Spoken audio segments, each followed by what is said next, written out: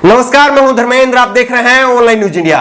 गोदी मीडिया के सूत्र धराशायी हो गए, बीजेपी के सूटकेस रखे के रखे रह गए और राजस्थान में अशोक गहलोत जादूगर का जादू चल गया। 109 विधायकों की अशोक गहलोत ने मीडिया के कैमरों के सामने परेड कराई और राजस्थान में कांग्रेस की सरकार, अशोक गहलोत की सरकार पूरी तरह से सुरक्षित है। इस बात पर पूरी तरह से मोहर लगा दी अशोक गहलोत ने।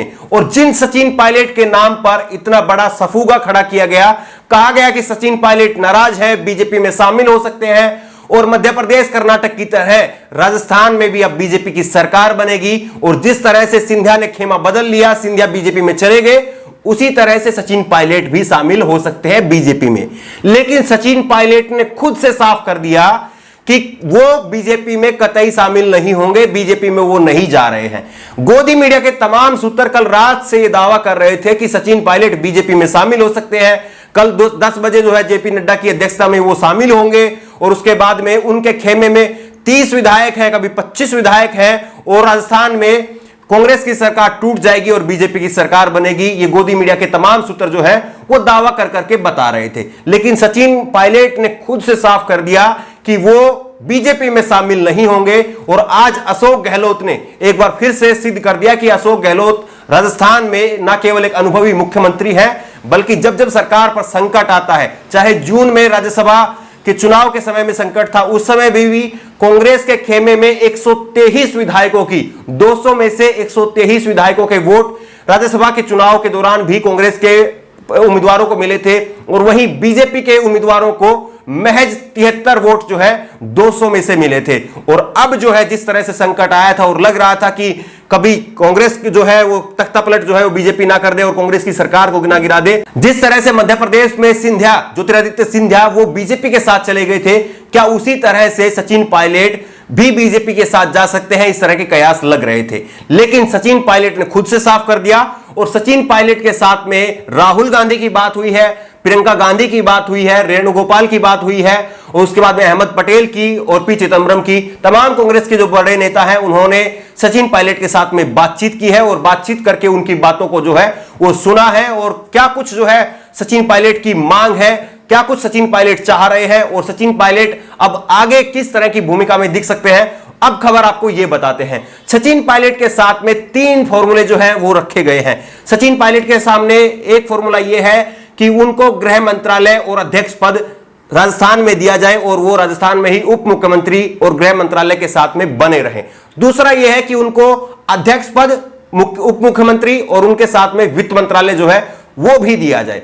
तीसरा फॉर्मूला यह है कि सचिन पायलट को जो है वो कांग्रेस कमेटी का महासचिव बना दिया जाए, उनको दिल्ली ले आया जाए और उनके खेमे के 4 जो समर्थक जो विधायक हैं उनको चारों को जो है वो मंत्री बना दिया जाए और उन्हीं के खेमे के एक विधायक को जो है वो वहां पर राजस्थान में प्रदेश अध्यक्ष बना दिया जाए। तीसरा फॉर्मूला ये है। इस तरह की बातचीत जो है वो सचिन पायलट के साथ में चल रही है और अशोक गहलोत ने एक बार फिर से साबित कर दिया कि राजस्थान की जो राजनीति है उसके असली बाजीगर, उसके असली जादूगर केवल वही है। और जिस तरह से राजस्थान में अशोक गहलोत लगातार दावा कर रहे थे कि हमारी सरकार जो है पूरी तरह से सुरक्षित है, हमने कल भी आपको खबर बताई थी कि अगर सचिन पायलट जाते भी हैं और टूटते भी हैं तो उस दिशा में भी कांग्रेस के पास में इतने विधायक हैं कि कांग्रेस की सरकार नहीं गिरेगी इतनी आसानी से। हमने कल भी आपको एक खबर बताई थी, लेकिन उसके साथ में यह भी कहा था और आज भी इस बात को कह रहे हैं कि अगर सचिन पायलट को कांग्रेस जो है, जिस तरह की बातें निकल करके सामने आ रही हैं कि सचिन पायलट को मना लिया गया है, सचिन पायलट को 3 फॉर्मूले जो है उनके साथ में रखे गए हैं। अब सचिन पायलट जो है वो किस तरह से राजी होते हैं। हालांकि बातचीत हो गई है, इसीलिए सचिन पायलट ने कहा है कि वो बीजेपी में नहीं जाएंगे और उसके बाद में ही उनके इस फॉर्मूले पर जो है वो विचार करने के बाद में ही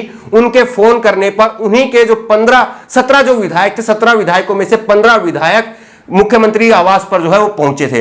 अब जो है अगर सचिन पायलट फिर भी अगर कांग्रेस पार्टी छोड़ करके बीजेपी में जाते हैं तो ये सचिन पायलट के लिए भी नुकसानदेह है, क्योंकि बीजेपी में जाने का ट्रैक रिकॉर्ड अगर देखें तो हेमंत बसवा वो भी मुख्यमंत्री नहीं बन पाए, ज्योतिरादित्य सिंधिया वो भी मुख्यमंत्री नहीं बन पाए, हरियाणा में चौधरी बीरेंद्र सिंह गए वो भी नहीं मुख्यमंत्री बन पाए और यहां पर राजस्थान में तो वसुंधरा राजे है बीजेपी के पास में।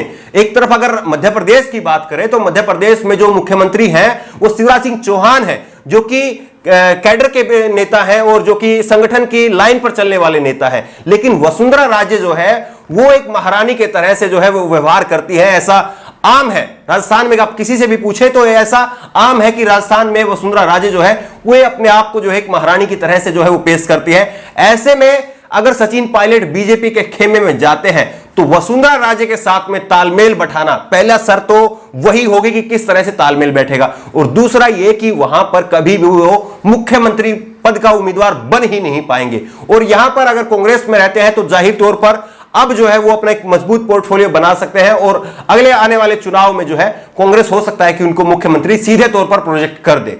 तो बहरहाल, और अगर कांग्रेस भी जो है सचिन पायलट को खोती है तो कांग्रेस में सचिन पायलट के रूप में एक कमी जरूर दिखेगी, क्योंकि सचिन पायलट भी एक अच्छे पढ़े लिखे और सुलझे हुए नेता है।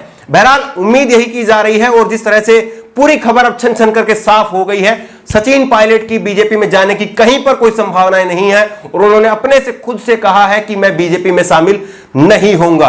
पूरी तरह से यह साफ हो गया कि जिस तरह से ये पूरी कार्रवाई थी। हालांकि इसी बीच में सुबह सुबह खबर आई कि अशोक गहलोत के जो करीबी हैं उनके ऊपर इनकम टैक्स का छापा डाला गया। धर्मेंद्र राठौड़ और अशोक अरोड़ा, उनके घर पर जो है वो इनकम टैक्स का छापा डाला गया। तो एक तरह से ये बीजेपी की तरफ से, नरेंद्र मोदी की सरकार की तरफ से एक ये कोशिश थी कि विधायकों को जो है वो डराया जाए, धमकाया जाए और वो जो है वो सीएम आवास की बैठक में ना पहुंचे। इस तरह की जो है वो प्रेशर बनाने की भी कोशिश हुई, लेकिन मुख्यमंत्री अशोक गहलोत के निवास स्थान पर 109 विधायकों की कैमरे के सामने, मीडिया के कैमरे के सामने परेड करवाई गई है और राजस्थान में कांग्रेस की सरकार अभी पूरी तरह से सुरक्षित है। और यह भी खबर अब पूरी तरह से साफ हो गई है कि सचिन पायलट जो है वो कांग्रेस में बने रहेंगे। प्रियंका गांधी और राहुल गांधी के साथ में उनकी बातचीत हो गई है।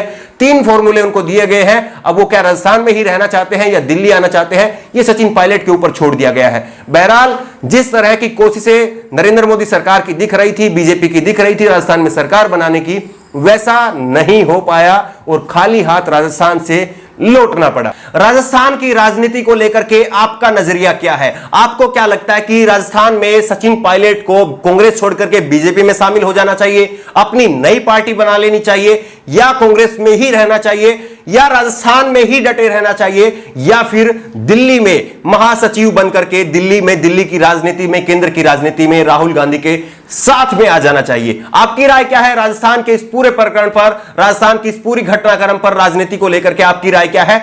नीचे कमेंट बॉक्स में लिखकर के हमें जरूर बताइए और इसी तरह की तमाम खबरों के लिए ऑनलाइन न्यूज इंडिया को सब्सक्राइब करें। धन्यवाद। इस खबर को अभी लाइक करें, शेयर करें और ऑनलाइन न्यूज इंडिया की सभी खबरें अपने मोबाइल फोन पर सबसे पहले देखने के लिए अभी चैनल को सब्सक्राइब करें और घंटी जरूर दबाएं।